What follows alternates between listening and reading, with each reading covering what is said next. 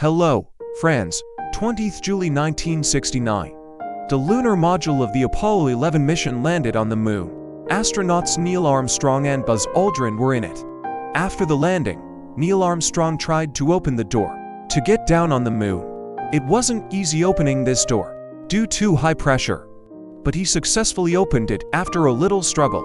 Then he tried to get down to the moon in his heavy spacesuit.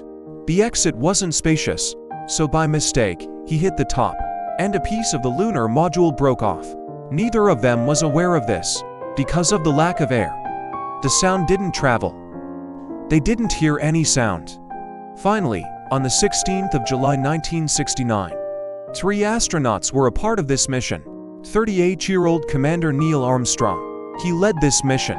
The pilot of the command module, Michael Collins, and the pilot of the lunar module, Edwin Buzz Aldrin. The 19th of July 1969. After traveling for almost 400,000 kilometers, the Apollo 11 spacecraft reached Moon's orbit.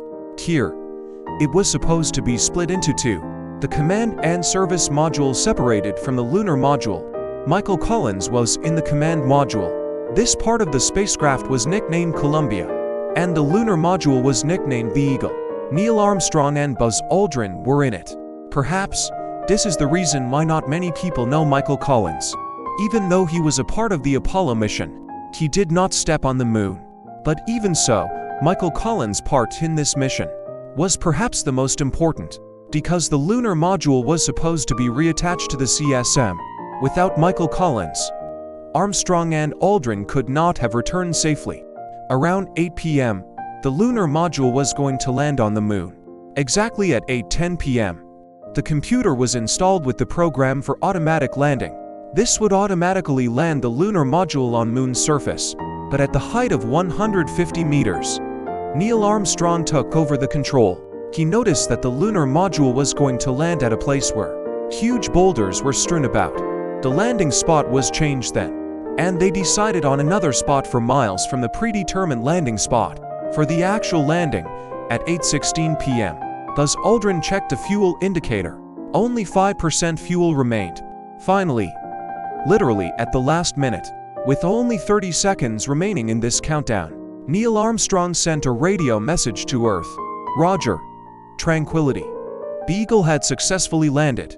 Then Neil Armstrong put on his spacesuit, opened the door, and stepped on the moon.